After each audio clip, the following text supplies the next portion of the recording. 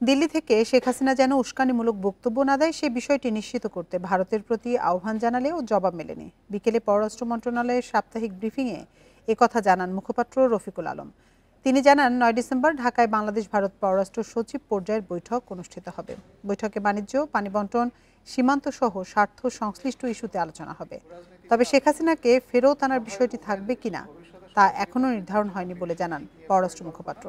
এদিকে সাংবাদিকদের এক প্রশ্নের জবাবে পররাষ্ট্র মন্ত্রণালয়ের মুখপাত্র জানান, যুক্তরাষ্ট্রের সঙ্গে বাংলাদেশের দ্বিপাক্ষিক সম্পর্ক কোনো ক্ষমতাসীন দলের উপর নির্ভর করে না। ট্রাম্প প্রশাসনের সঙ্গে আগেও কাজ করা হয়েছে। ৯ ডিসেম্বর প্রধান উপদেষ্টার সঙ্গে ইউরোপীয় ইউনিয়নভুক্ত দেশের রাষ্ট্রদূতরা বৈঠক করবেন বলেও জানান মুখপাত্র।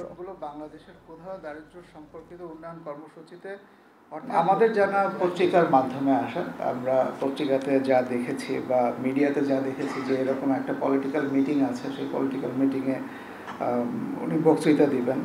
আপনারা যেরকম জানেন আমরাও সেরকম জানি। কিভাবে এটা ফ্যাসিলিটেটেড হচ্ছে এইটা আসলে আমার বক্তব্য দেওয়ার বিষয় না। এটা উনি ভারতে আছেন, ভারত সরকার কিভাবে এটা হ্যান্ডেল করছে এটা তারাই ভালো বলতে পারবে।